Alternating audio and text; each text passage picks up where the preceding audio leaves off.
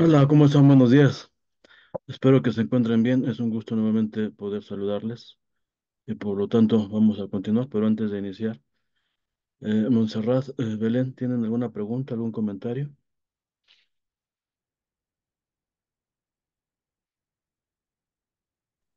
Hola, maestro, buenos días. Buenos días. Yo nada más referente a la evaluación que es del quiz, Sí. eh, lo envié, es que no sé qué le pasó a mi teléfono y entonces solicité el acceso con el correo personal. Ujú. Me abrió, entonces pues no sé, lo contesté, o sea, lo estaba contestando y se cerró. La verdad, sí, mi calificación fue muy baja. Sin embargo, ya posteriormente, cuando yo me doy cuenta que fue con ese correo, no sé si ese haya sido el problema, le volví a solicitar a usted el acceso, lo Ujú. dio, pero yo ya había contestado, entonces ya no lo volví a subir. Se fue con el correo personal. Si me puedes mandar eh, la evidencia de la última que me acabas de comentar para tenerlo en cuenta, por favor. ¿Te la mando por correo electrónico, maestro? Sí, por favor, Ok, sí, maestro, gracias. a ustedes. Mayra, ¿cómo estás? Espero que te encuentres bien. No sé si junto con Montserrat tengan alguna pregunta, comentario.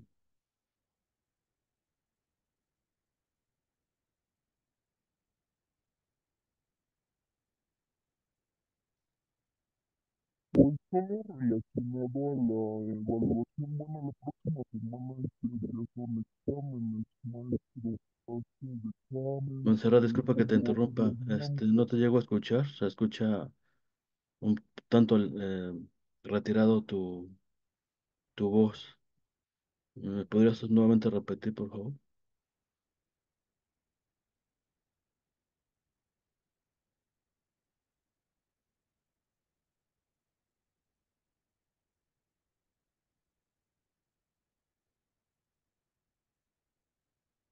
Hola, Belén, buenos días.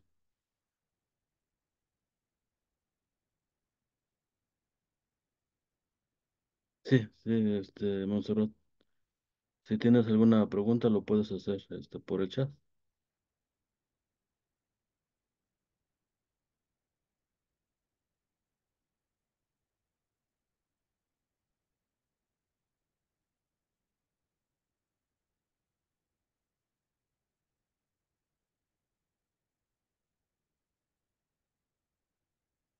Bien, en relación a la evaluación, si me permiten, eh, iniciar ahorita lo que es la sesión y al final ya doy algunos comentarios que hemos hecho en cuestión de lo que es la evaluación final.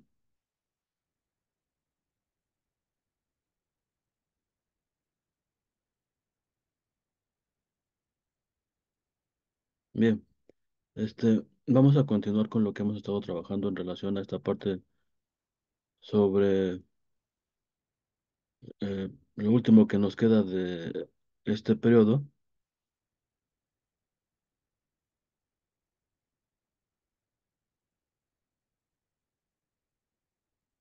y voy a retomar, nuevamente voy a Ya, retomar lo que hemos estado comentando sobre las teorías de la personalidad de Carl Rogers, ya que para hacer el enlace de lo anterior con lo que es ahorita la sesión. Y vuelvo a hacer nuevamente esta parte del enlace. Este, podríamos decir como concepto que desarrolla Carl Rogers sobre la teoría de la personalidad. Algo que hay que rescatar es que todos nosotros tenemos una necesidad de la autorrealización, de ser auténticos. ¿Qué es lo que se contrapone a esta parte tan importante de la autorrealización? Que muchas cosas en ocasiones ya están designadas para nosotros, ya están dictadas o determinadas a través de las redes sociales, a través de algunas cuestiones que hemos visto como la homogeneización. La escuela capitalista, en este sentido, hay un currículum homogéneo que no atiende a las necesidades de cada uno de nosotros. Decía Albert Einstein, si evaluamos a un pez para que suba los árboles, obviamente va a estar reprobado. Y si evaluamos a un ciervo para que se ponga a nadar, pues obviamente las características que se requieren para evaluar estas cuestiones de las capacidades de nado, pues también tendría que ser de esa manera. Muy probablemente y seguramente estaría reprobado. Entonces, nosotros, sin darnos cuenta, a veces repetimos patrones que ya están dictados y determinados. Y ante esa situación es importante rescatar el yo y mi autoconcepto. En cuestión de la biología, les voy a comentar algo que me llama mucho la atención. Las emociones, a diferencia de los sentimientos, su única diferencia es el tiempo que tardan. Un sentimiento tarda más tiempo en que nosotros lo tengamos. Por ejemplo, el sentimiento de amor pues, puede tardar hasta toda nuestra vida para que se pueda finiquitar. Pero una emoción, dicen los expertos, este, que puede durar 2, 3 minutos una emoción. Si esa emoción dura más tiempo, hablando biológicamente, se convierte en una actitud. ¿Y cómo podemos ver esto en nuestra vida cotidiana? A través de nuestros pensamientos y cómo nosotros observamos y vemos la realidad que nos rodea. Y en ese sentido, es importante hacer mención de la cuestión positiva o negativa con el enfoque que estamos nosotros visualizando el mundo que nos rodea. Si llueve, nos quejamos porque está lloviendo. Si hace calor, nos quejamos porque está haciendo calor. Como que hay una cierta inconformidad y una constante queja sobre, a veces hasta sobre nosotros mismos, sobre los compañeros, sobre la familia, sobre casi todo lo que nos rodea. Y ante esa cuestión viene la otra parte de la ser positivos. Al mar tiempo, buena cara, ver las cosas que nada es eterno, que son transiciones que vamos viviendo y que si vamos pasando por una situación mala o negativa, pues tarde o temprano va a tener que acabar, porque en esta cuestión, pues es parte de la vida, estas cuestiones que vivimos y que nos acontecen, y mucho depende de nuestra actitud, de nuestra mentalidad, si son positivas y son negativas. Y para que esto sea más llevadero, pues yo me inclino más por lo positivo, porque eso nos hace que la situación sea más pasajera, más rápida, y no nos quede ninguna situación negativa ante el hecho que estamos viviendo. Precisamente por eso ahí viene esta cuestión del autoconcepto, de aceptarnos, qué imagen es la que yo estoy proyectando hacia los demás y eso va a permitir que ellos en determinado momento tengan algunos criterios acerca de quién soy yo.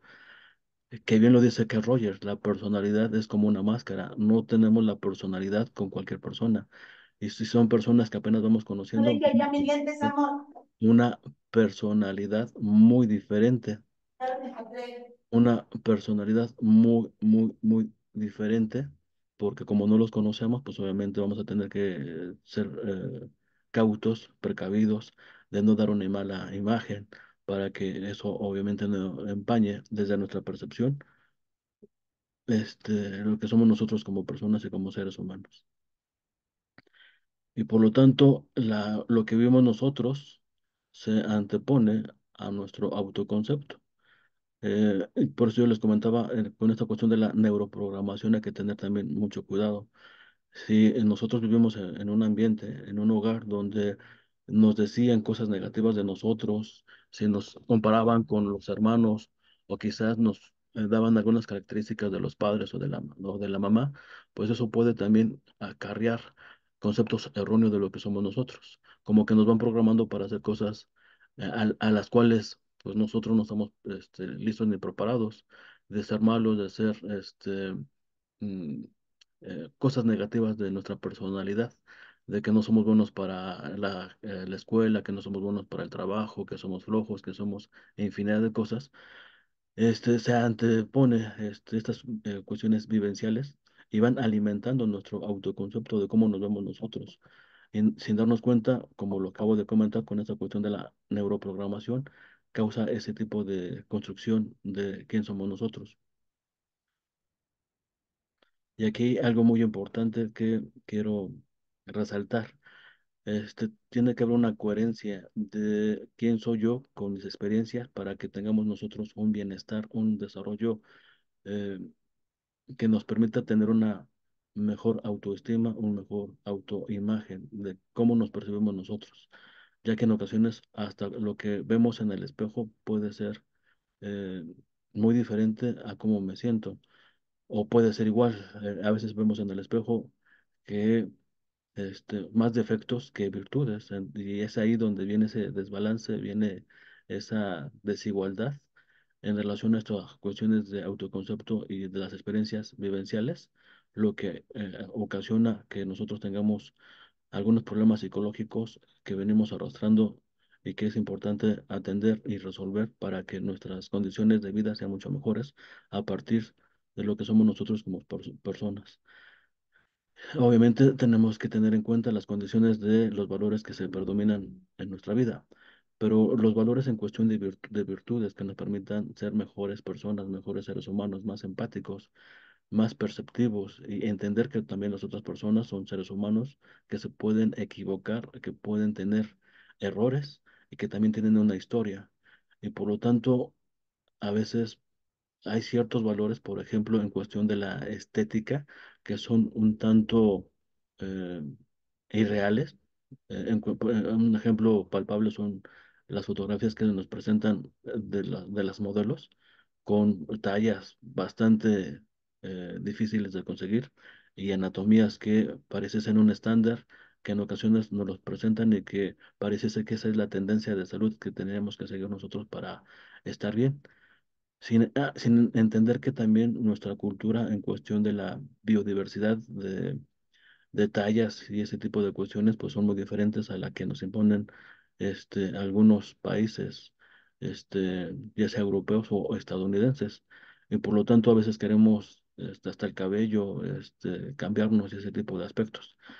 Y por lo tanto nuestra sociedad le imponen todas esas normas y todos esos valores que son ajenos a lo que somos nosotros como en relación a nuestra cultura como mexicanos.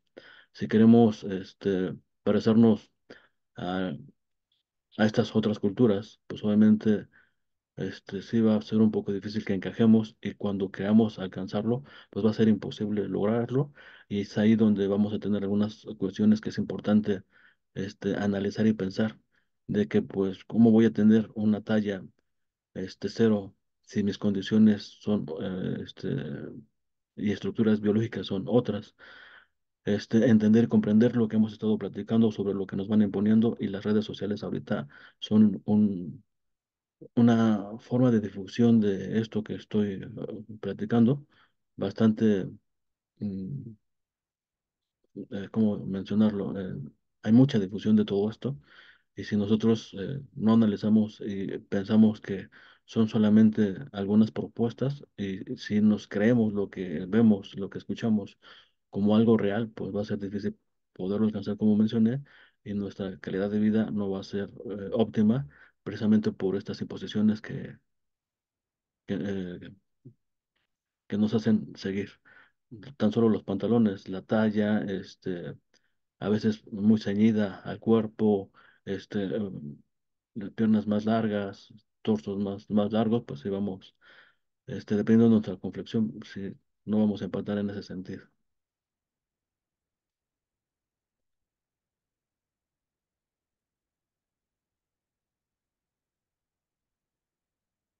Bien, en ese sentido, lo que también es importante hacer mención las teorías del aprendizaje, en cuestión de rescatar lo que se dice sobre que sean significativas. Y es aquí donde se da la apertura, se da un punto importante para que el estudiante sea partícipe de su aprendizaje, el paciente sea partícipe y se involucre activamente en lo que tiene que hacer y realizar. Y eso va a permitir que sea significativo para él o para ella, dependiendo quién sea, y por lo tanto, al inmiscuirse, a tomarle en cuenta su opinión, a crear ambientes propicios para que ellos tengan confianza y la libertad de opinar, de hacer o realizar cualquier actividad, va a permitir que sea significativo los aprendizajes y queden por más tiempo. Y por lo tanto, se busca un aprendizaje efectivo, lo que va a permitir que el autorrespeto, la confianza, vaya siendo importante y eso va a permitir que el aprendizaje desarrolle experiencias. Ya en las evaluaciones, no van a ser rígidas, van a ser flexibles, van a ser centradas a las necesidades de los estudiantes para que ellos tengan un crecimiento personal y se logren los objetivos preestablecidos en las cuestiones que ya están planificadas y se logren los objetivos como me acabo de mencionar. Podremos decir como conclusión importante lo siguiente en cuestión de lo que nos menciona Carl Rogers. La educación entendida como humanista enfatiza la importancia de la empatía, la autenticidad, la autonomía en el aprendizaje y en la persona con la que estamos trabajando. Entender a partir de lo que nosotros visualizamos, sin juzgar, sin estar siendo incisivos en lo que nos dicen, en lo que nos comentan, pues tener empatía y respetar a las personas como son y desarrollarles la autonomía para la toma de decisiones va a ser importante para que sus aprendizajes significativos sean perdurables y eso permita que ellos tengan, por llamarlo de esta manera, el poder de transformar su vida para poderla mejorar. Comentarles, por ejemplo, el beneficio de hidratarse, de tener una alimentación que nos permita estar en nuestro peso y en nuestra talla. Le vamos a poder dar empoderamiento para la toma de decisiones y cuando tenga que tomar decisiones, agua o refresco, comida chatarra o algo que le nutra, pues ahí le vamos a ayudar a que su tratamiento sea de la mejor manera y eso es importante porque en ocasiones a veces cuando llegan a consulta, por lo general, algunos criticamos, ¿cómo? ¿Ya lleva cuántos meses y no ha podido bajar de peso? No se preocupa por usted, como que siempre andamos juzgando y este tipo de cuestiones enfatiza la importancia de tener empatía para que ellos este, no se sientan eh, presionados y como que no tienen la capacidad de transformar su entorno y especialmente su vida para que sea más saludable. Y por lo tanto, aquí tenemos que favorecer esta cuestión de este, mm, de entender y comprender que somos seres humanos y que somos personas, que tenemos fallas, que tenemos la posibilidad de poder cambiar, siempre y cuando pues confíen en nosotros. ¿Hasta este momento tienen alguna pregunta?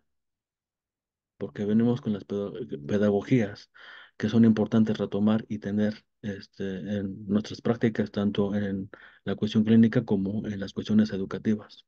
Estas pedagogías de inclusión permiten precisamente este hecho de incluir a todos sin importar su credo, su pensamiento, sus capacidades y cuestiones cognitivas, sino darle la oportunidad de que todos tengamos este, eh, como valor y como derecho a la educación y a un servicio digno de calidad y de calidez. Estas pedagogías de inclusión, como lo hemos estado mencionando ya en esta última parte de lo que es el cuatrimestre, son respuestas a los modelos que nos imponían los grupos hegemónicos a la mayoría de nosotros y por lo tanto aquí se puede entender la educación en varias partes, una educación especial para las personas que lo necesitan a partir de sus estructuras cognitivas en relación a algunas capacidades diferentes. Una educación multicultural donde obviamente ya nuestro país está viviendo estos fenómenos migratorios ya en las aulas, ya en los pasillos, como personas que van a ir a las citas, ya no van a ser únicamente de nuestro país, van a venir de otras partes que probablemente tengan, muy probablemente, probablemente tengan otra visión de la comida, de sus actividades y ese tipo de hechos. Y obviamente otro tipo de religiones. Eh, Hace poco estaba leyendo una noticia que me causó un poco de curiosidad. Una mujer con una cierta ideología religiosa, estaba en una situación bastante gravosa. El punto es de que los médicos determinan poder salvarla y por lo tanto logran ese objetivo y la señora por sus creencias religiosas, los demanda porque su religión en ese sentido no le permite una transfusión. Entonces ahí vienen estas cuestiones de los derechos humanos y y el derecho jurídico. Realmente ya no supe qué culminó esto, pero sí me deja una interesante reflexión sobre ah, de cómo tenemos que actuar ante este tipo de circunstancias para respetar sus derechos humanos y respetar sus creencias y hasta qué punto uno puede hacer las cosas que nos atañen, las cosas que tenemos que realizar ante las situaciones que nos presenta la vida.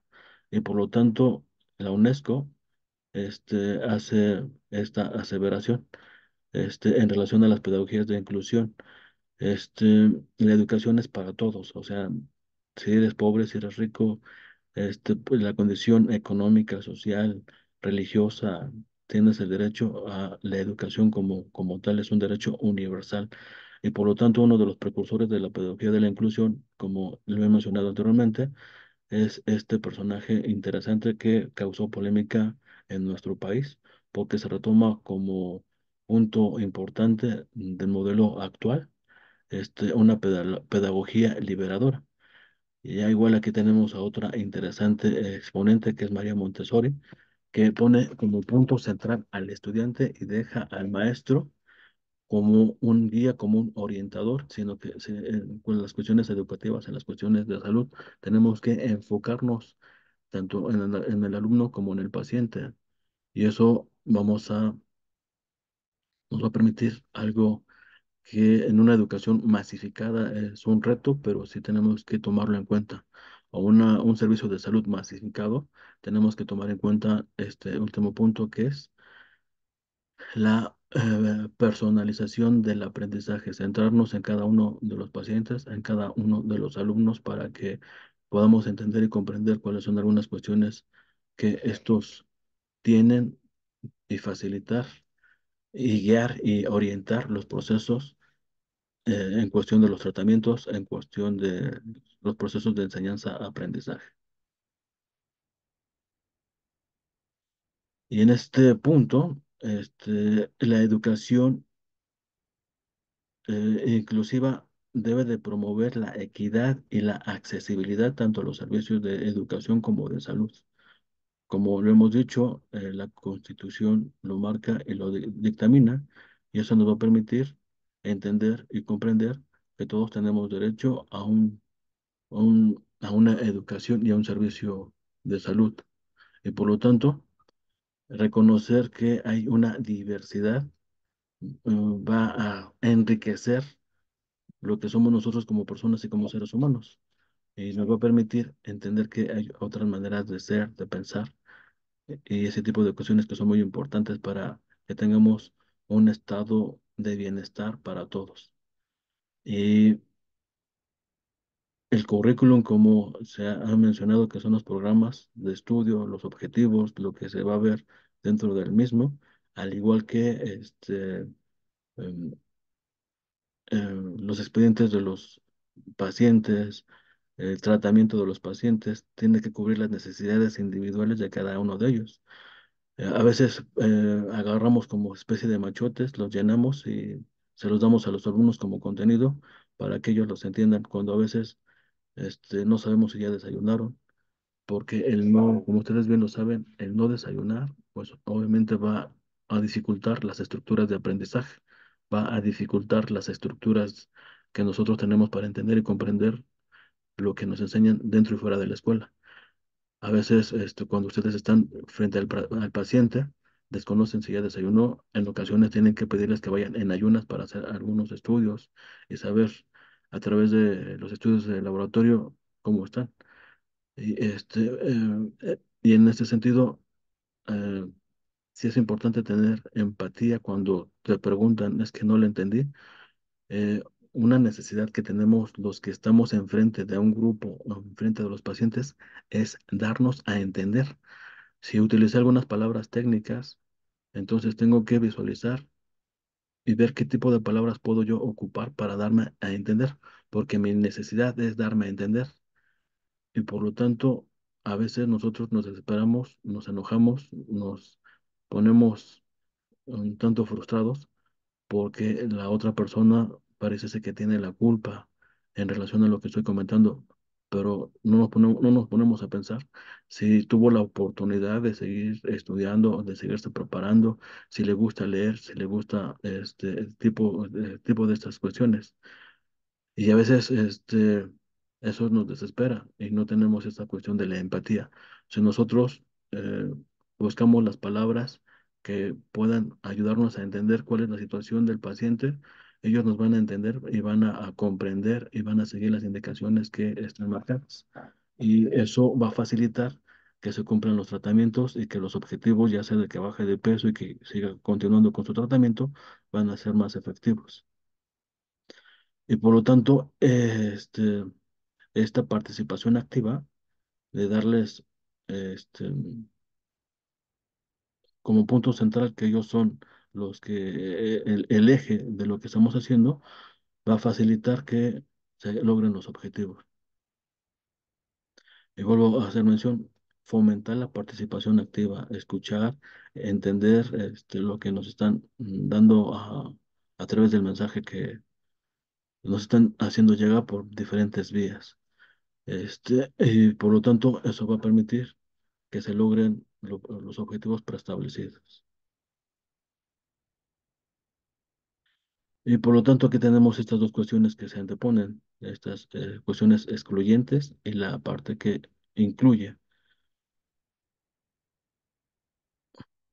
Por lo tanto, el primer enfoque excluyente va a segregar, va a limitar la participación, no van a ser parte del grupo, no se van a sentir parte de la sociedad y por lo tanto van a estar marginados y eso va a ocasionar muchos problemas sociales que se pueden traducir en violencia, en crimen y ese tipo de cuestiones, porque lamentablemente a veces no entendemos que en los sistemas educativos, lo que hacemos dentro y fuera de las aulas, en cuestión de las miradas o algunos gesticulaciones de desagrado ante la persona que está enfrente de nosotros, sin darnos cuenta los puede excluir de las actividades que estamos haciendo. Aquí es muy importante tener cuidado en nuestros lenguaje no corporal, en lo que hablamos, en lo que decimos, porque en ocasiones podemos ser muy excluyentes en relación a este tipo de situaciones y lamentablemente eso puede ocasionar problemas que en un momento dado pueden ser personas que pueden estar atentando contra nuestra sociedad porque en su momento no fueron tomados en cuenta, fueron excluidos y lamentablemente pueden ser un problema muy severo para nuestra sociedad. Y por lo tanto, un modelo que es todo lo contrario, que recibe y atiende a todos por igual, es un modelo donde la diversidad es vista como una oportunidad de aprendizaje tanto para ellos como para nosotros. Entender, por ejemplo, qué es una burka, entender por qué es importante el arroz para algunas culturas, en el caso de nosotros, el maíz y todo ese tipo de cuestiones, pues nos va a permitir enriquecernos y saber más de otros países, saber de otras culturas. Este, eh, y eso también, si lo empezamos a estudiar, nos puede ayudar a que tengamos una mejor calidad de vida. Si compartimos lo que ellos hacen en sus lugares de origen, cómo lo hacen, cómo surgieron, nos hace pensar de que nos puede ayudar a nosotros para poder estar mucho mejor. Y por lo tanto,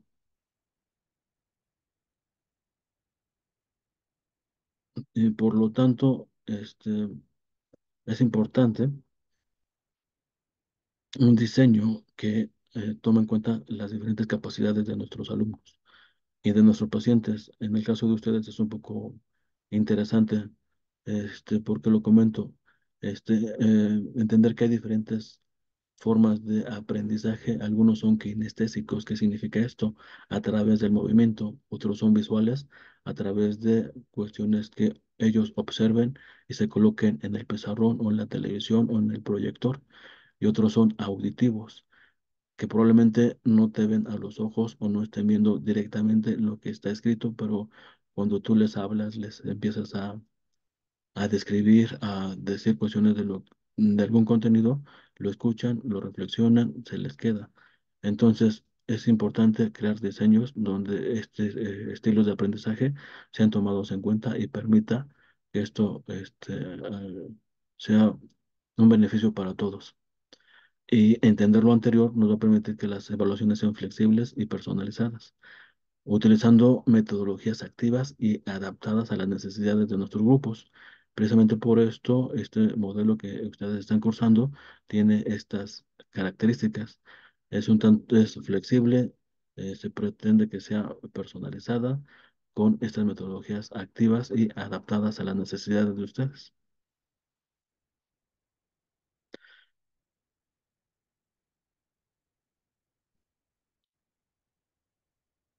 Y como conclusión podemos decir que esto busca transformar la educación como un espacio accesible para todos. Para lograrlo es clave reconocer la diversidad adaptada a las estrategias educativas, fomentar el aprendizaje cooperativo y colaborativo. La inclusión no es solo un derecho, sino una oportunidad para enriquecer el aprendizaje para todos nosotros. Y por lo tanto, nos podemos estar perdiendo de cosas que nos pueden enriquecer como seres humanos, como personas, cuando excluimos a otras personas porque pensamos que lo que sabemos nosotros, lo que somos nosotros, y ese tipo de aspectos pensamos que es lo mejor y que no hay otra verdad que la de nosotros. A veces tener razón de las cosas parece que nos divide, y en ocasiones a veces no es buscar la razón, sino yo lo veo de esta manera, ¿no? No es que uno tenga la razón, sino mejor que todos seamos felices. Ya estamos a punto de terminar esta sesión, nos faltan aproximadamente 5 minutos. Voy a continuar con este tema de lo que dice Howard Gardner sobre las inteligencias este, diversas o la inteligencia eh, que no nada más abarca en un solo sentido, que es el conocimiento, sino estas pedagogías son se me hacen interesantes por lo siguiente.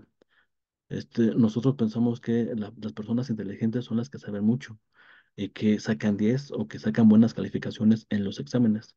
Era lo que clásicamente se mencionaba como personas con un IQ alto, con un coeficiente intelectual alto.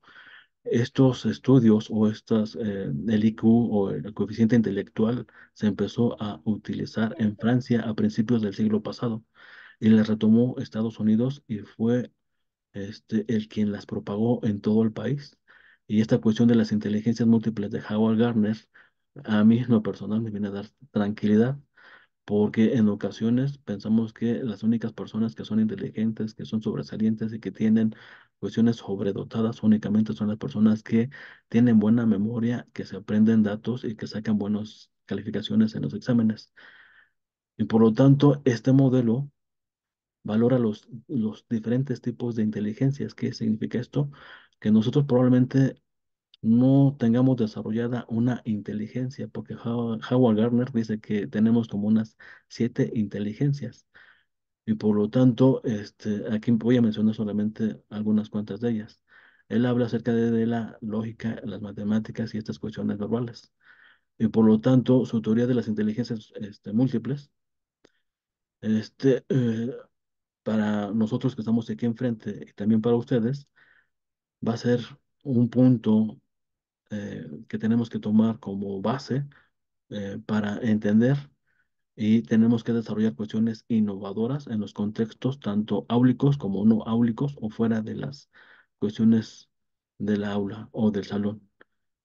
Y por lo tanto, tomar en cuenta este punto nos va a dar la posibilidad de no estar clasificando a los alumnos por si son inteligentes o no, si sacan buenas calificaciones o no. Muy probablemente no tienen desarrolladas sus otras inteligencias, solamente una o algunas.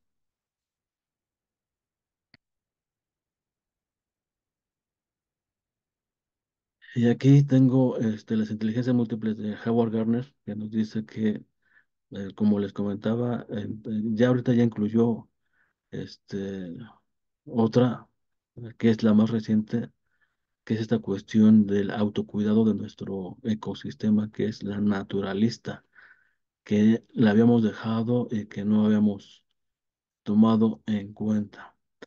Y por lo tanto, es la primera, que es la lingüística, es la habilidad que tienen las personas para dar un mensaje de manera oral o escrita. Y es una de las inteligencias, este, eh, quizás más practicadas, pero menos desarrolladas, porque no todos tienen la habilidad para escribir, y lo podemos ver en los ensayos o en algunos momentos cuando las personas hablan y comentan algunas situaciones de las que tienen que expresarse. Ahí podemos ver que a veces no respetan las normas y las cuestiones que rigen estos dos principios del lenguaje oral y escrito. Y lo podemos ver bien desarrollado en las personas que son oradores, especialmente en los políticos con sus demagogias. Probablemente muchas cosas que dicen y que mencionan pueden ser mentiras, pero como su narrativa y el mensaje que nos dan puede ser muy atractivo, hasta su imagen, su ropa, concuerda en muchas ocasiones con estas cuestiones de confiabilidad, y por lo tanto tienen esta habilidad o esta inteligencia lingüística bastante desarrollada. Viene otra que es una de las más polémicas: la lógica matemática, el razonamiento numérico y lógico, donde ellos, a través de las operaciones, el desarrollo de algoritmos para resolver problemas matemáticos, son muy buenos, entienden el lenguaje matemático, estas cuestiones algebraicas, de integrales o de diferenciales. Para ellos el lenguaje es muy común, muy fácil de entenderlo, comprenderlo y desarrollar estas operaciones, y por lo tanto su inteligencia matemática les permite, cuando ven alguna cuestión, prácticamente lo traducen al lenguaje matemático, y por ende eso hace que desarrollen esta inteligencia. Hay otra que muy probablemente todos tenemos desarrollada, pero más bien potencializada, que es la espacial, y es la capacidad para visualizar e interpretar el espacio. En ese sentido, ahorita que me están escuchando, y lo voy a dejar como pregunta, ¿quién es más bueno para identificar el espacio, e interpretarlo? Por ejemplo, cuando nos vamos a estacionar, ¿quién tiene mejor habilidad espacial para poderse estacionar? ¿Los hombres o las mujeres? Según hay una respuesta que en un momento nos vamos a conectar. Este, ¿Les parece un receso de 5 o 10 minutos para continuar? De 10. Ok. Sincronizamos nuestro reloj, por favor. Sí, maestro, gracias. Me Son dicen, las 10:38. ¿les parece bien regresar al 10 para las 11? Sí. Muy bien, entonces nos vemos al 10 para las 11 con el mismo enlace. Gracias.